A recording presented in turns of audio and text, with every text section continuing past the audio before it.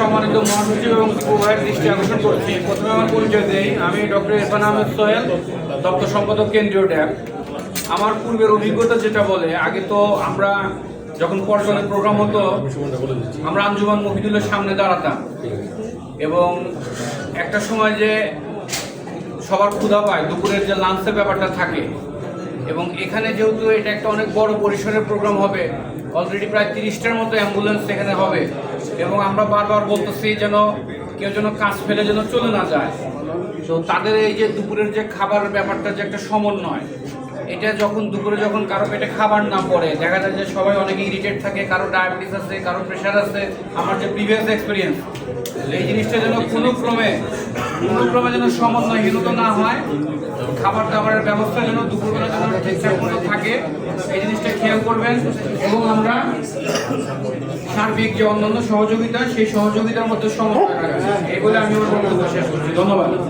যুগে আমাদের কমিটি করা আছে, এদের নাম্বারগুলো আপনাদের দেওয়া থাকবে, সমন্বয় করা হবে, সেন্ট্রাল মনিটরিং করা হবে। এই জন্য আপনাদের দুশ্চিন্তা কোনো কারণ নাই। কারো হার্ট অ্যাটাক হলে মনে করেন যদি আপনার হার্ট অ্যাটাক হয়েছে, সাথে সাথে হৃদযুগে যাদের নাম্বার দেওয়া আছে তাদের সাথে যোগাযোগ করবেন। আর যারা যদি হাত পা ভেঙে যায় তাহলে সাথে সাথে আমরা হলো নিটোরে আমাদের টিম থাকবে, 21 জনের টিম আছে।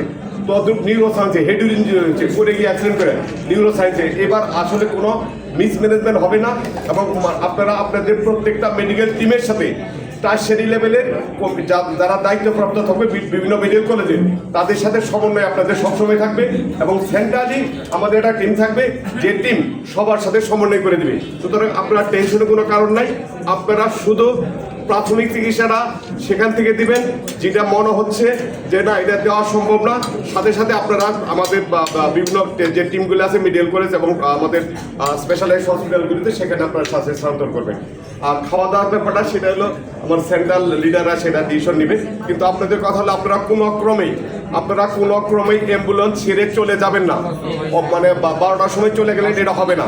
আপনাদের সাথে আমরা সবসময় সেন্ট্রালি আপনাদের 20টা অ্যাম্বুলেন্সের সাথে। Thank you.